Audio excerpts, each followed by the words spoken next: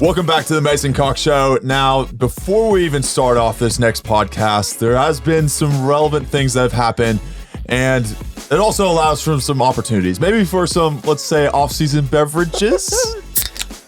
Oh, yes. I've been waiting for that. Some off-season Sprites. Anyway. I've been practicing all year for that. You have the old 12-ounce lifts. But we have started off this podcast. It is off-season now, so we can let our hair down a bit. We can, let loose, have a bit of fun now, we're unfortunately not playing footy anymore. We're now looking forward to next year. But before we start anything, obviously, first we got to go to seven platforms. We got Facebook, Twitter, Instagram, TikTok, YouTube, Apple, and Spotify.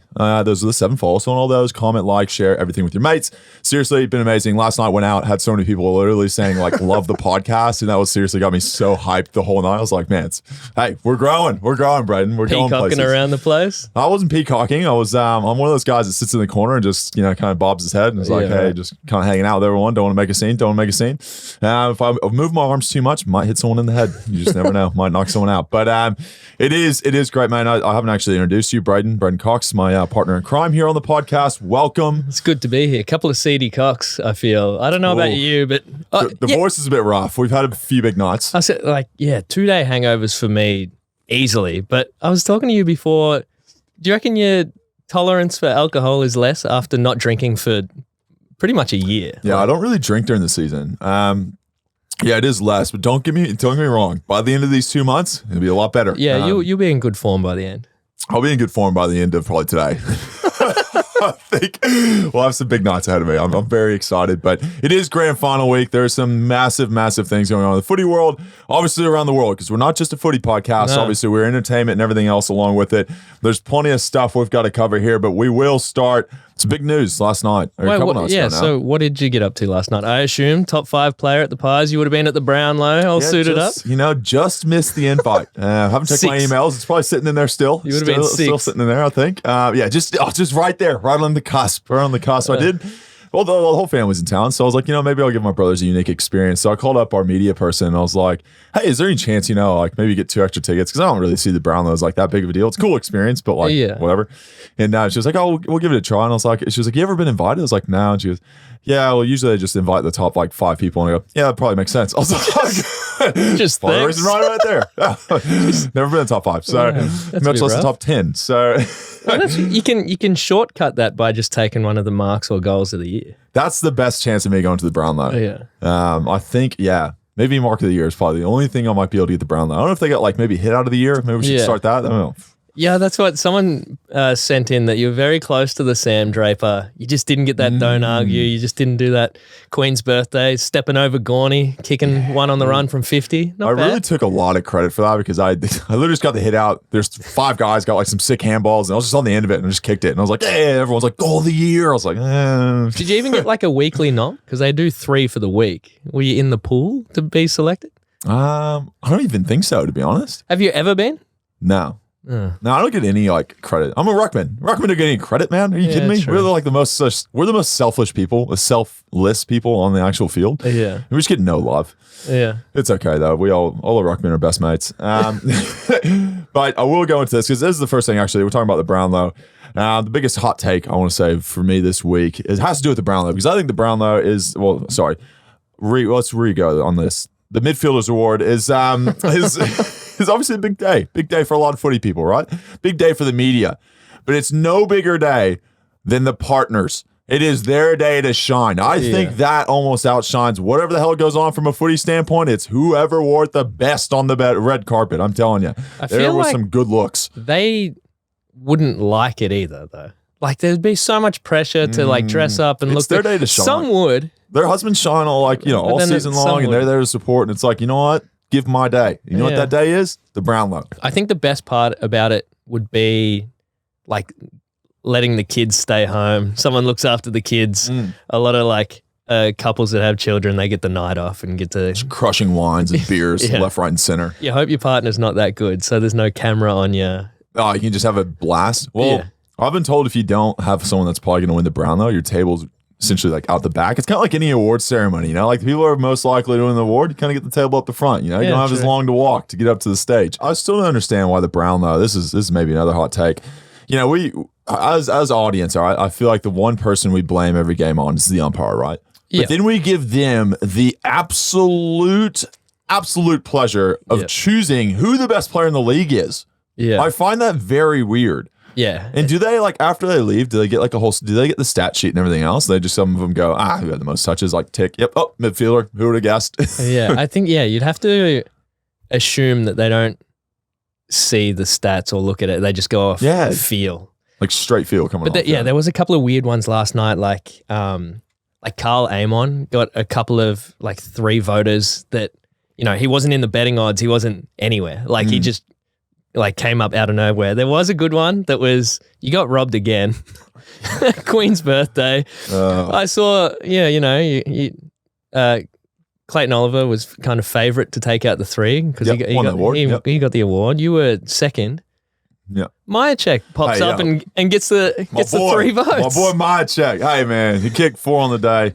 Hey, props to him. If there's anyone that's going to win it, like, I'm glad he got those votes. Yeah, I think we all realized and recognized that it's weird that we make the Nighter Knights like this award from the umpires. Yeah. Like, me personally, I would have thought, like, the coaches award, their 10 votes on game day is way more valuable because, like, even the opposition coach goes like, oh, we'll give 10 to Mason because he tore us apart. He's the reason why we lost the game. And then your coach goes, yeah, we'll give him 10 because he's the reason why we won the game. Yeah. They would both know the most. But, like, no one really talks about the coaches award. I feel like the players award, you can manipulate it.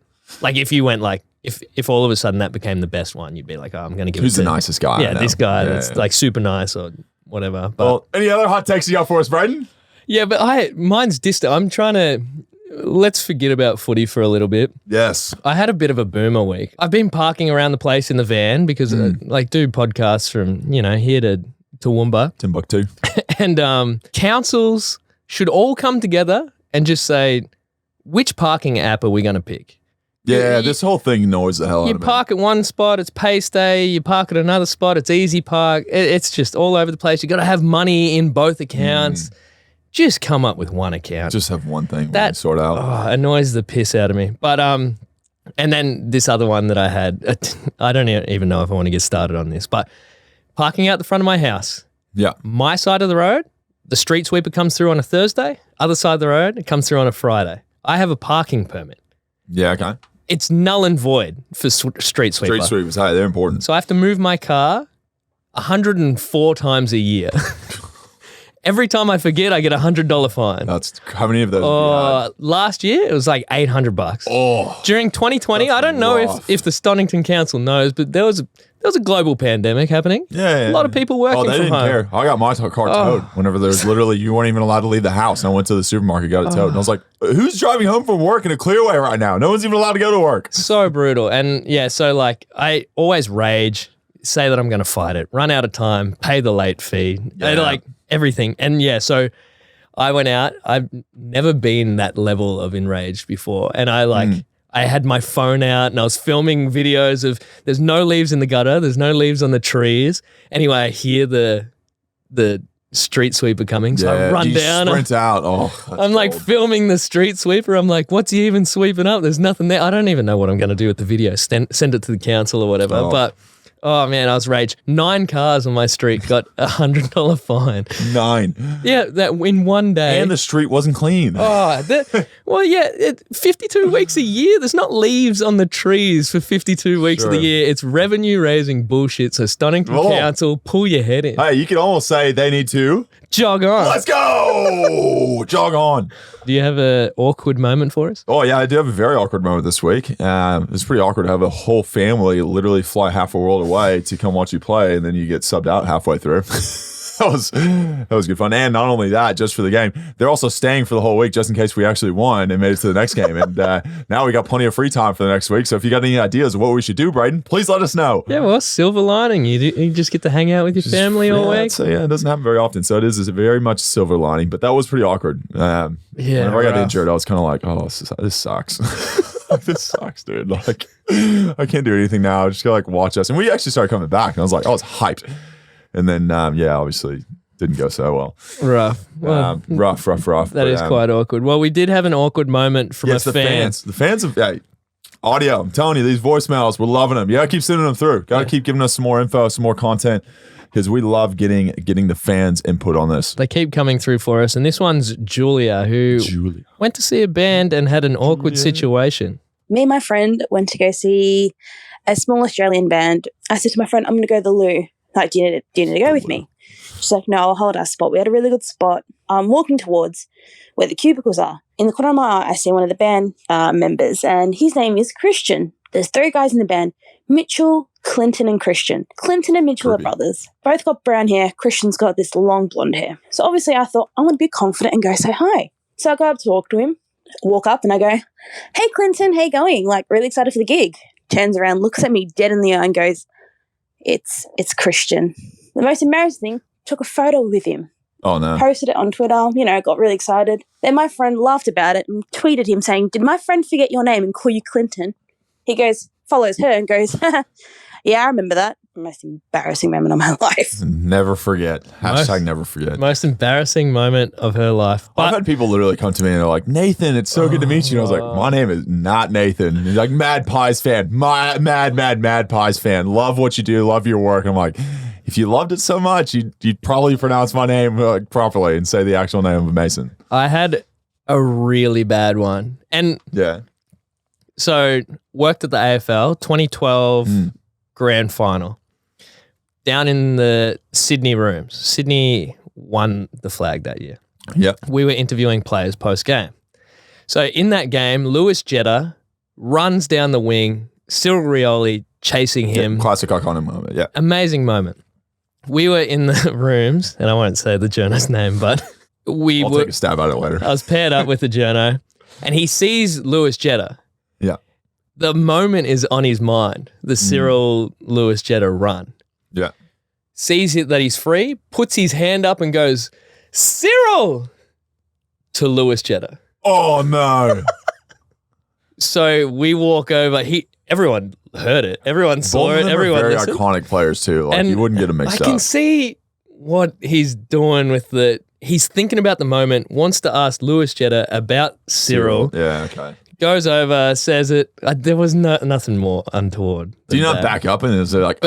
So he comes in and he goes, Lewis, about Cyril. I just want to. We're with Lewis Jetta, and Yikes! Cyril was chasing you. And he's fumbled the whole question. You've gone, nah. There's no. You can't dig out. Put the mic in his face, and he's like, "Please just answer the question. You know what I wanted." Just talk. Help me. Speak. Help me. Oh, that's a brutal one. There's so many of those. I have like said that where like you're thinking of someone else's name and then you look at them. You're like thinking of some moment or something, then you think of something else and you're like looking at them, you say what you're thinking of, and it's like, oh no. It's the worst. This is just weird. And now we've got a jog on from our mate Josh. We've already had one jog on, but we'll double up. We'll double dip. G'day, big cocks and bigger cocks. Alert listener, Josh here with you again.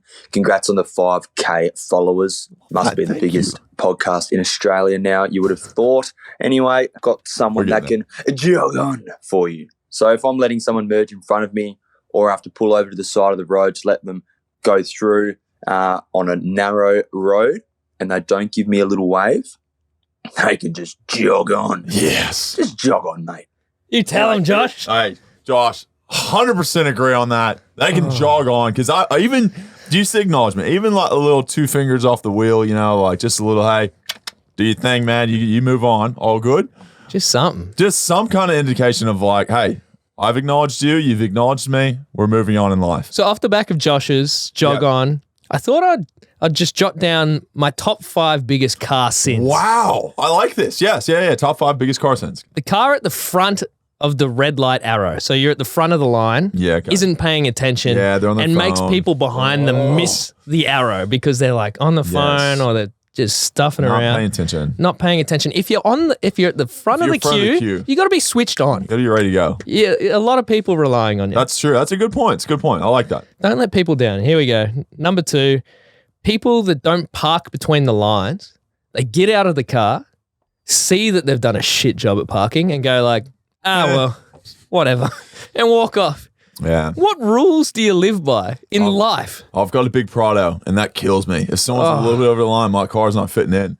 And it just, oh man, that gets me. It gets me. It's like, just fix it. Just go turn your car back on. I know it's going to take a little fuel and battery power to turn the thing back on. But turn it back on. You just roll about 2 meters forward, call it good, all right? It does my head in because it leads to a bigger thought process. My thought process is I see that and then I'm like, well, that person right there just takes shortcuts in life. Yeah, that's me. Sorry, what? They don't care about anyone else but themselves. They're selfish people. Yeah, they drive Ferraris. Anyway, go to the next one. All right. People that hold up both lanes of traffic doing like a U-turn in like a main street.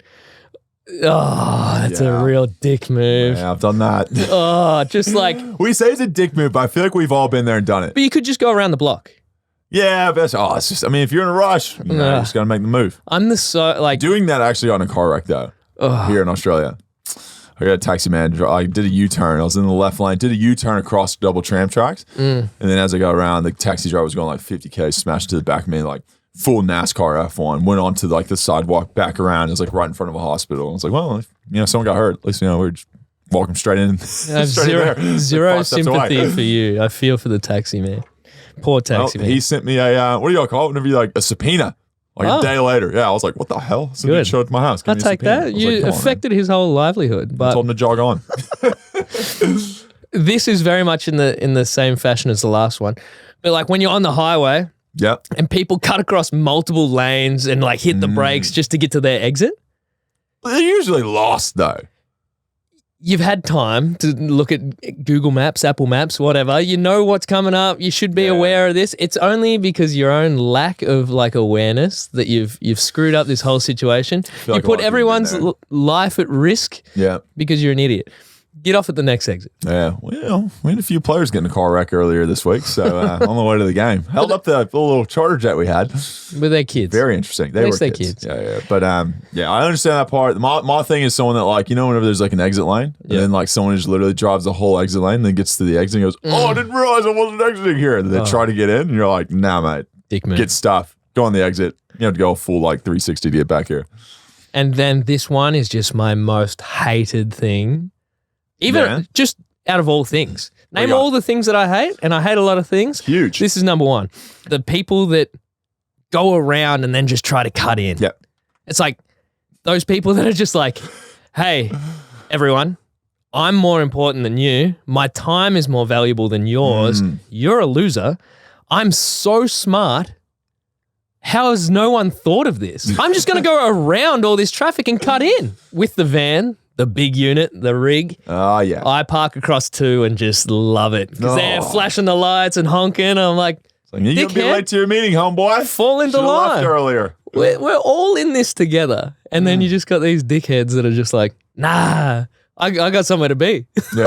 We've all got somewhere to be. Newsflash, we're all going somewhere. We're in the car. Jog on! Jog on! Jog on! That's it. That's your 5 just most hated things that happen on the road. A lot of people would have that too, though. Like, there'd be some people that, man, I had one time in college, these guys, I was hanging out. Like I said, me and a couple of my best friends are like over 7 foot. Like these two guys. And the big units. We're all like sinners on the basketball team. This guy, like, he was behind us. He's honking, freaking out. And then he like gets out of his car and he's like trying to like abuse us, and like all 3 of us are like, stuff it. We just got out and we're just these behemoths. And this guy's just like shat a brick. And he's like, and he just like turned around and walked back to his car, got in, and that was it. That was the end of that altercation. Didn't even need to say anything. Just looked at him and said, you really want to go there? Because you get a false sense of like security sitting in your big, nice metal tin car. 100% sure. And then you're like, I don't know, you get this like weird sense of self-belief and you're like, I'm going to get out and I'm going to teach them a lesson. I'm going to kick their ass. Yeah, but back in those days in Oklahoma, though, people have guns. Therefore, you should probably be a bit more cautious. Yeah. All right, we'll move into the entertainment and current events. Jump into the next one. This is a feel-good one. This next one is one feel-good. And look, I would absolutely love, we had someone actually comment about this kind of recently about, our impact on the environment and things like that. And I've got a really passionate thing. I love obviously the environment and everything else, and being able to recycle and all this kind of stuff. That's this new generation of understanding that the earth is not a endless resource of things. And a great company, Patagonia. Now this guy, I'm gonna mispronounce his name, but Yvonne Chanad. Let's say Chanad is right? Dewane. If you don't understand that, go back to the last episode. But Yvonne has ended up selling Patagonia. This is one of the biggest outdoor branding things in the world. Yeah. And he's gone and sold the company essentially to Mother Earth. He's got all this money. This company is worth billions of dollars, like $3 billion. What do you mean Mother Earth? Mother Earth. Like the Earth. Yeah. He's essentially said I want to reinvest this money to essentially look after regeneration of the earth forever. But how do you sign it over to the Earth? Oh, it signs over to a trust. The trust is something that's invested in, green energy and things like that, Yeah. So he's on it and he's essentially sold the whole thing. And it makes $100 million annually is what they're going to say. It's going to be essentially donated to causes that help Mother Earth.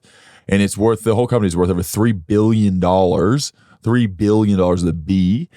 And in his quote, he said, despite its immensity, the Earth resources are not infinite, and it's clear we've exceeded its limits. Instead of extracting value from nature and transforming it into wealth, we are using the wealth Patagonia creates to protect the source.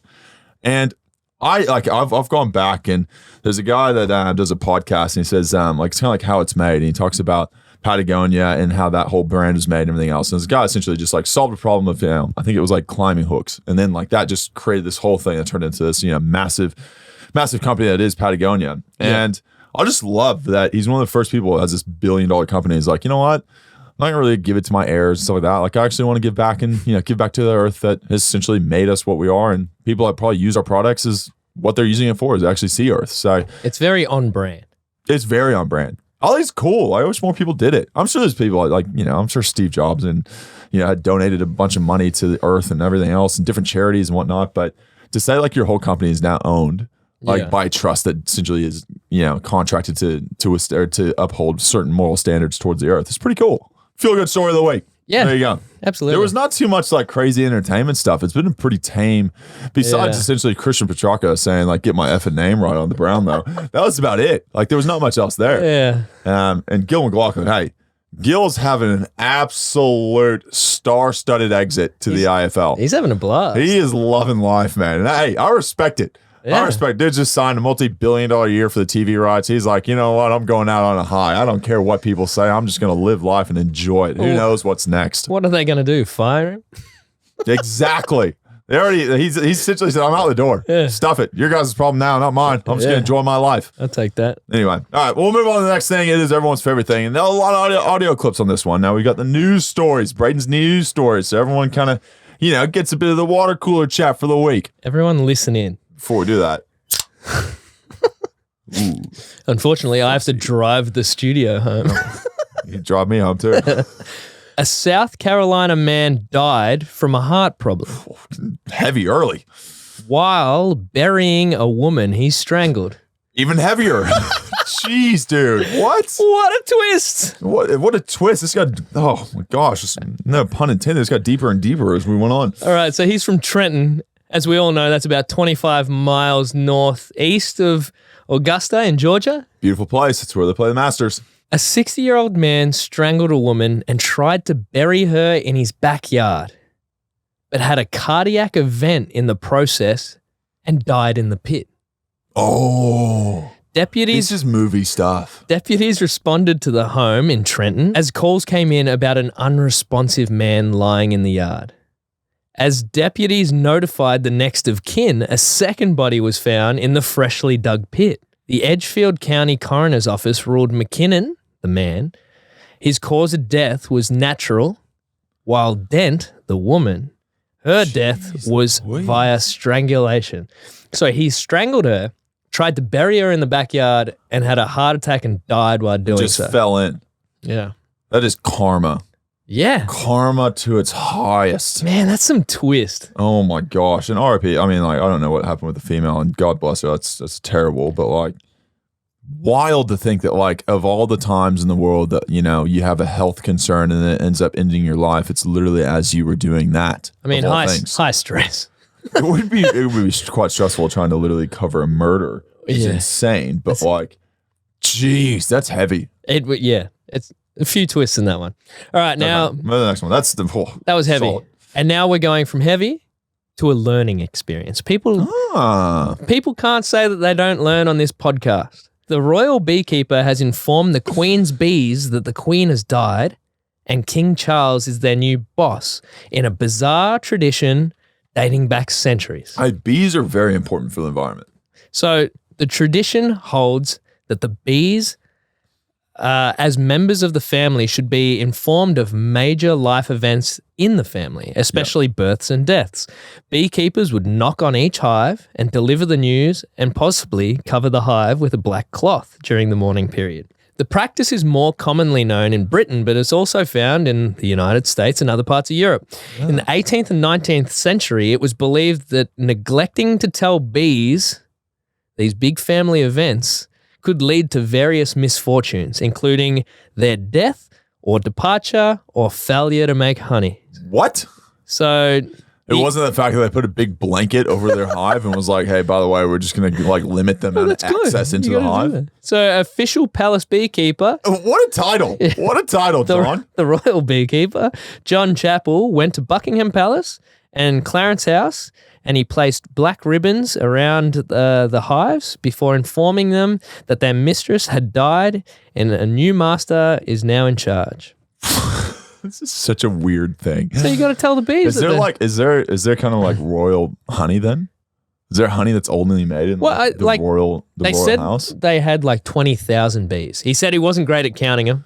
Yeah, I can only imagine 20,000. But yeah, 20,000 is solid. I do find it amazing that bees are literally reliant on one person, the queen.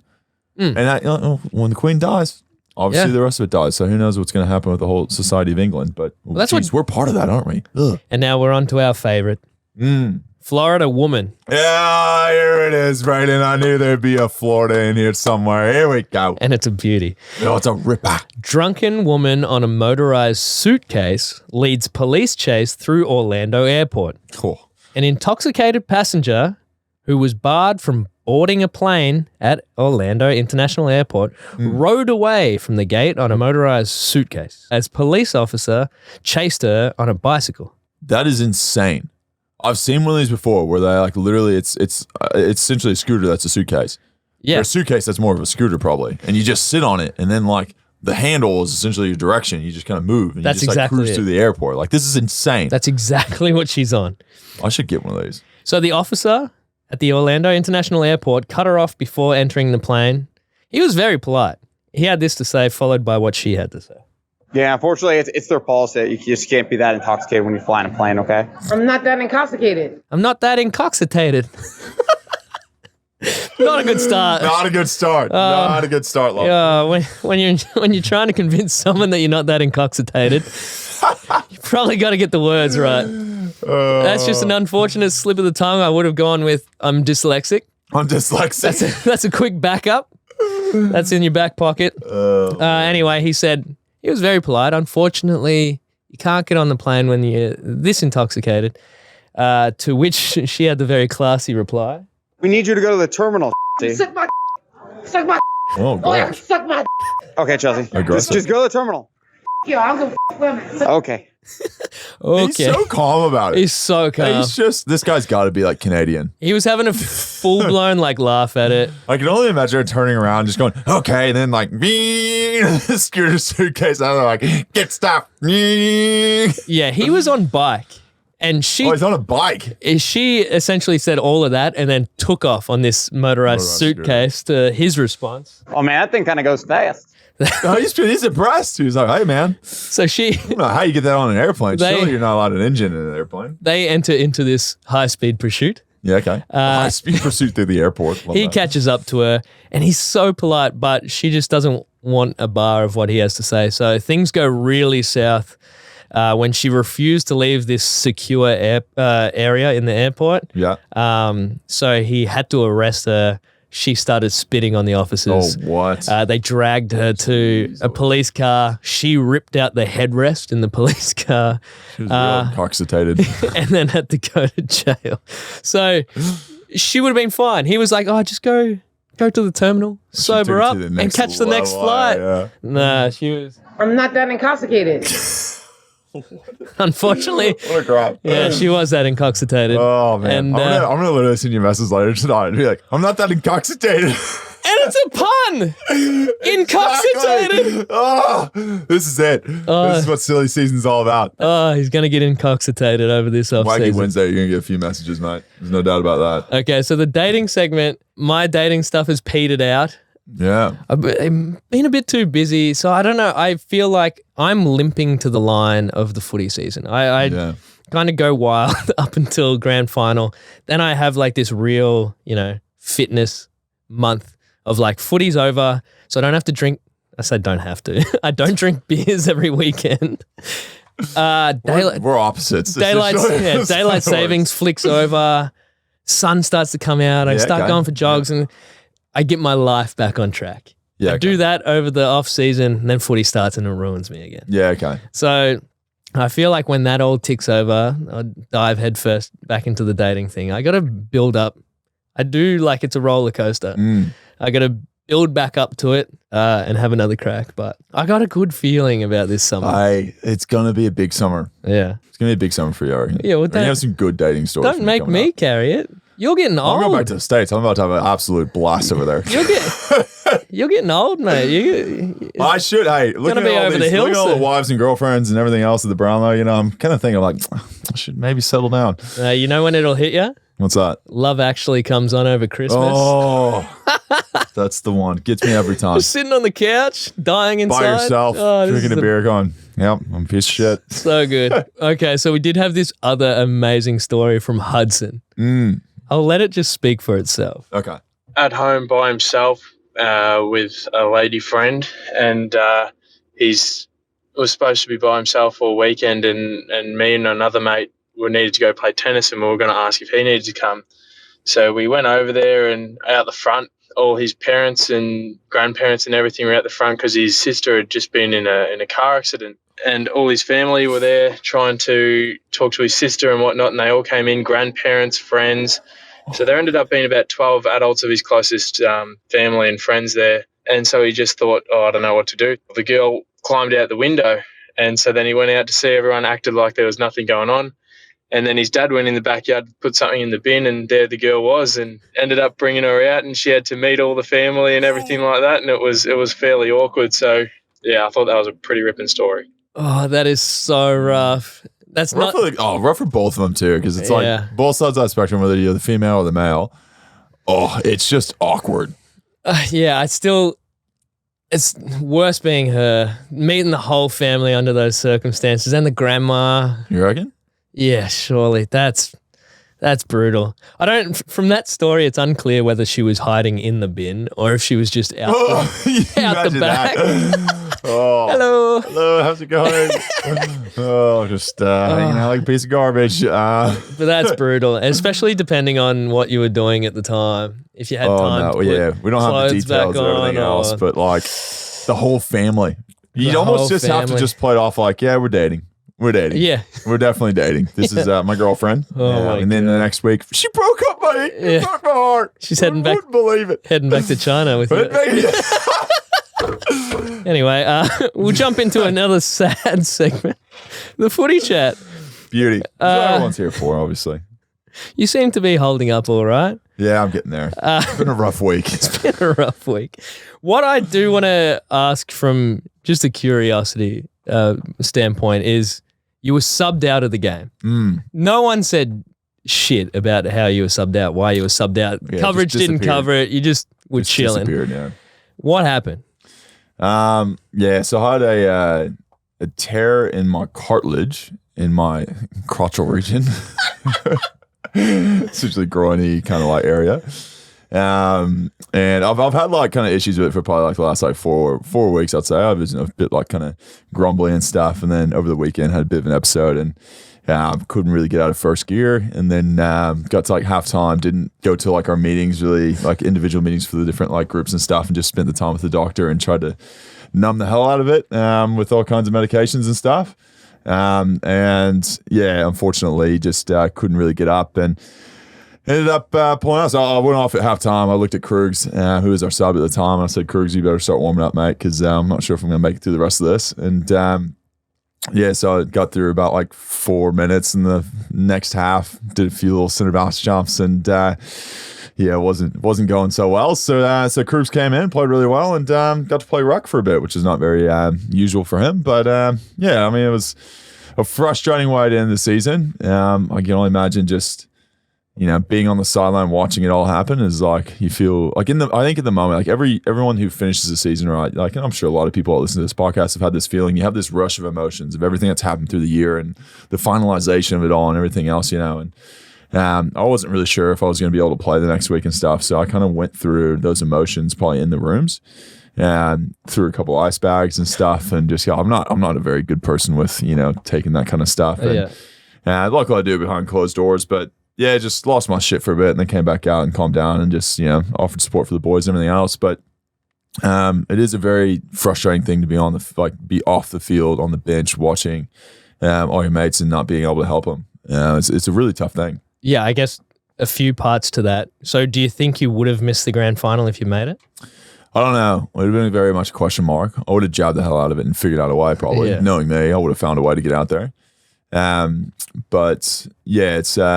I'll be fine, totally fine. Like, it's not anything crazy bad. Luckily, escaped, I think, surgery. I'll find out tomorrow. We got exit interviews and stuff soon, so yeah, I'll find that out. But I know it's frustrating. Obviously, losing by a point last game of the season in a prelim away from home, and not ideal end of the season. But it was whenever you look back to the whole thing, it was pretty amazing. Like, the whole season was awesome, and like to have such a young team do what we were able to do was pretty proud of the whole experience. One of the premiership favourites who came up against at home, down by 5 goals going into the last. It would have been so easy for a team to just lie down just lay over, and lose by 10 goals. But to come back and just get pipped at the end, it was, a lot. There's zero fans out there that would be disappointed.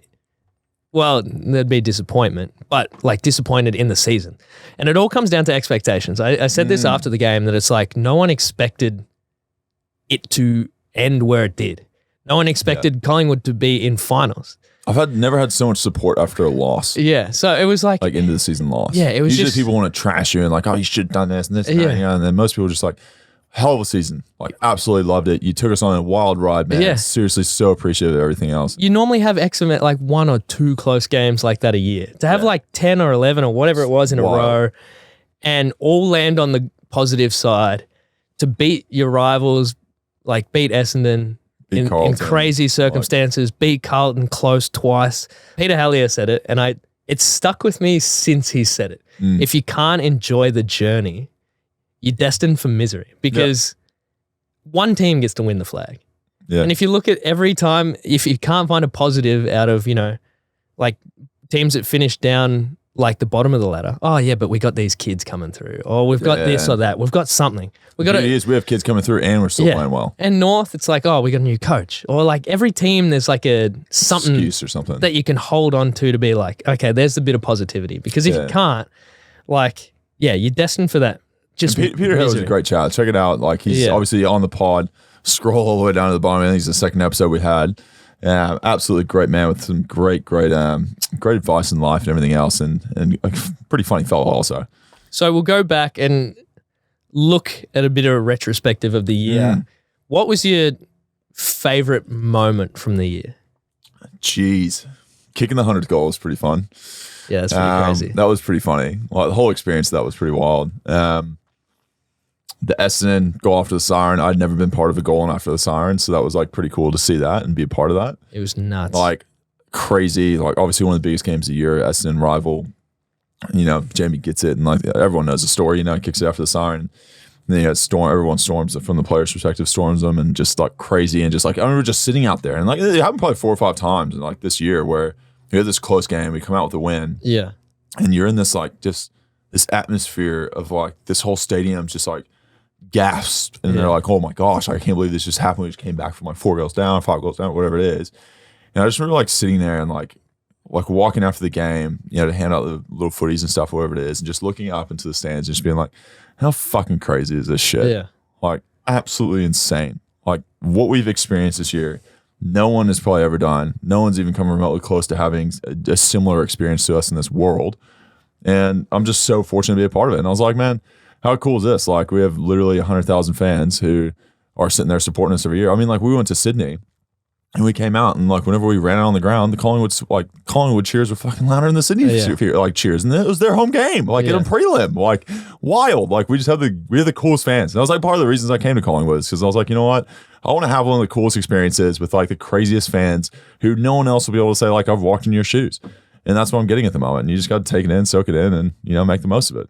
Because they were all amazing in the sense that most of them, you're behind. It's not like you were winning by a chunk and fell off and held on. Yeah. So it's like the whole time, especially with the home games, the crowd is building and building and building and building, and there's just this tension, and then the lid blows off when you end up taking the lead with like a minute to go or whatever, and just that on repeat is just nuts. There was another one that I was watching the Brownlow last night, and I didn't realize that the alarm going off in the stadium was this year. The fire alarm. Yeah, that's just a crazy. That seems like a century ago now. I could have sworn it was last year, but there was a few of those. I went to 2 games. I went to the West Coast game at Marvel. Yep. Or we lost. But the thing I was telling someone else is like, we had that game round 20. Yeah. Would have won that game. 100%. We were still trying to figure out what a game plan is. We had brand new coaches and everything else. It was like the fact that we were able to turn around in 1 year, like learning a whole new game plan and everything else with a brand new head coach and stuff, like is crazy within itself. I sort of feel like that Geelong game earlier in the year, you were up by 30 going into the last. Yeah. With no confidence that you could run out these games that you earned throughout the year. Different scenario now. Yeah, it's crazy. Looking ahead after that, the club's in a weird spot because you got like these crazy talented young kids coming through. Yeah. And then you got this whole chunk of like old heads that are still sticking around. Like Pendles is probably going to play another 20 years. He'll play till he's 60, I reckon. Steele's still fine wine. Steele had a great year. Yeah. I think it's important though to have like that balance of older people to help guide these kids in their career. Yeah. And then these amazing young kids that are talented that are coming through, providing this youth and like excitement and energy and everything else into the club. Yeah. Like you need to have a good balance between the two, because if you had all youth, you have no direction. You just have a bunch of young kids running a club. You have all old men, like you essentially you don't have a future. Well, Geelong is sitting there said like, look, we're going to take a punt in the next 2-3 years to hopefully win a premiership. And like I think they'll win it this weekend, I'll be honest with you. Yeah. Do I want them to win? No, I want Sydney to win. But I think like there's got to be a massive kind of understanding between how old and how young you want. And I think we've got a good idea of what that looks like at the moment. Yeah. And then you individually, it was weird. We started off this year talking about the podcast. You weren't playing in the team. Yep. I was ready to retire, to be honest. It really did. It had that vibe that it was like wrapping up. Yep. Yeah. How do you assess your year? Because you played through, got your trigger, got your next year, which everyone knows now. Thanks AFL. Thanks AFL. You were super strong season. Everyone's saying that it's your most consistent year since 2018. Obviously, you can see now, which helps. Yeah, definitely adds to it. How do you assess your year? Shit start. Well, I wasn't playing well, frustrated. And I think a little bit might have been a little bit of animosity towards the last few years, like not only from a football perspective, but from like, a whole life perspective. I think a lot of people frustrated and just annoyed, and like it was tough being away from home and family and everything else. And it's just this frustration of like my friends and family and everyone else in the States has moved on, yet we're still sitting here and I can't leave my house. Yeah. Like that frustration of built up of that, things not going my way and in the AFL world. And there's plenty of stuff behind the scenes I can't really talk about, and I'm sure I will at some point. But I'd love to chat about it actually on the podcast with a man that was in the helm. But it's just one of those things that like I think there's a bunch of things that got built up, and I was like really frustrated and kind of depressed at a certain point. And then I'll talk about recently is like I had this dinner with Craig and like talked to him about this in my life, and he's one of those guys I've always confided in, like the head coach Craig McRae, and it was just cool to have him sit there and be like, no, like I'm not here just for like you to guide you in your footy career. Like I want you to be a good person in life too, and like that was such a big thing for me. And we had like a dinner and a few chats and stuff, and then he just kind of said like, look, this is going to be the best opportunity for you going forward for your personal life and your professional life. And he's just straight up. And like, there's nothing I think more important in life than those people that kind of bring you back to real life of saying like, you know what, like this is me from a third person perspective saying like, look, this is maybe your issues and this is where you need to get better at, and this is where we can improve and this is where we can go. And he was massive for me in that sense. And everyone's known I've got a really close relationship with him for a long time. And anyone that would be at the club would know it's been a totally different environment. Like it's been so much more positive. Everyone enjoys it. The fans love it more. Like it's it's just a totally flip-flop from last year. And it's a lot of credit goes to Craig. Like everyone will say that. I don't think you'll find one player that doesn't give credit to him, and he just humbly just says, no, it's the players. He doesn't want to take any credit. So it's a testament to him and what he's been able to do in such a short amount of time. And I think as players, we're just so stoked for him, man. Like I remember I was talking to Darcy Moore after the game, and we're just like, man, I'm so fucking happy for Craig McRae. He just deserves it. Like, he deserves it. And like the fact that he was able to take this team from one place to another, and he's getting the credit he deserves, like for all the stuff he puts in behind the scenes and everything else to get everyone on the same page. It's cool to see. It's really cool to see. And it's been amazing watching him and his like press conferences, and every time he faces the media, the way that he communicates is like amazing. Like he controls the message. It's like real and authentic. He lets people in. Yep. And then he's open and honest. Even like with the Sydney game a few weeks before finals, a couple of weeks before finals. Yeah. He was like, I stuffed it up, and I let the boys know. Said sorry for like. But we would never let him blame himself. He's but just, like, try to take like credit off, or try to take the heat off someone else. But it's just like, those honest like moments, and even at the end when he was just saying like the one thing that I take out of the season is an overwhelming sense of pride. Yeah, and it's just like, like he seems like such a humble dude. When I worked there, he was in the VFL program. Yeah. And he was always really awesome. I think the biggest thing to take out of it is we had a damn exciting future to come. Yeah. Like, who knows? The ceiling is going to get blown off the place, and there's no ceiling for it, and the expectations are probably going to be high, but I hopefully think we're going to live up to them. And let's get through a few of these because we got places to be. Yes. I got family in town. I should be hanging out with them. You did mention your exit interviews. What do they look like? I legit am going last on my exit interviews of everyone because I'm 46, I think, because I'm the last number on the This is going by number. Yeah. So, I've already got a contract and stuff. So I'm half contemplating just bringing in a beer. Yeah. Just be like, hey, man, it's been a great year. Let's chat about it. Just like sit down, hang out, and just have a little chat. But the exit interviews, it just kind of goes like this, and then everyone kind of meets up. But it is the weird thing. And like we talked about after the game is like every year, like it's never going to be the exact same group of people. Yeah. Like people move on, people get traded, people come in, leave the program as far as like coaches or admin or whatever it is. And it's never the exact same people in there. So like after every year, you kind of look around and you're like, man, like far out. Like I've been here for 8 years. I've seen a lot of people come and go. And you realize like every year is totally unique to the next year and the next year and the next year. And it's a very humbling experience to realize like I'm lucky enough to be around here for that long. That I've been 8 years in the system. Like I've somewhat been a staple at this place, just chilling out in the back. So last game is always a real weird vibe, isn't it? It's an emotional roller coaster. Yeah. Absolutely, because you go, we just lost. Everyone's like crying and like upset and everything else. And then you get past that stage and you see family and you're like, it's so great to have the support. Then you get past that stage and then you kind of like, man, you get to this retrospective stage of like, the year was amazing. Like, remember this memory, remember that memory. It's so good doing this. You're having that experience. And you just have this roller coaster of just ideas and thoughts and everything else you don't really think of because you're so just dialed into the next game and trying to get the next win and the next win and the next win that you don't really like sit back and have time until it's kind of done. Well, now that it is done, most important thing, Wacky Wednesday. Yes. One of the best parts of the year. One of my favorite things of AFL. I did love your one you went as Crocodile Dundee. I thought that was iconic. Iconic. That was good. I think that fake tan I put on, that took like weeks to come off, man. That was not an idea, like a good idea. That was a great one. Darcy Moore went as Keira Knightley from Bend It Like Beckham. That was quite funny because everyone's giving me crap about it. And I was like, hey, respect it whenever you just kind of like own up to it. Yeah. Yeah, there was a fair few good ones. Do you have a costume plan for this year's? I don't yet. I'm gonna put this out to the world, the podcast world. What should I be? What should I be for Wacky Wednesday? Give me some ideas, and I might pick one and show up on it. It has to be kind of cheap because we're essentially told to go to an op shop. So I reckon I can put something together. Maybe a little Wacky Wednesday outfit, and tell me something iconic Australia that can be. Something tall. I'm trying to Jack think. and the Beanstalk, the BFG. There's a few things like that. Waldo's an easy one, but I want something that's like hilariously Australian.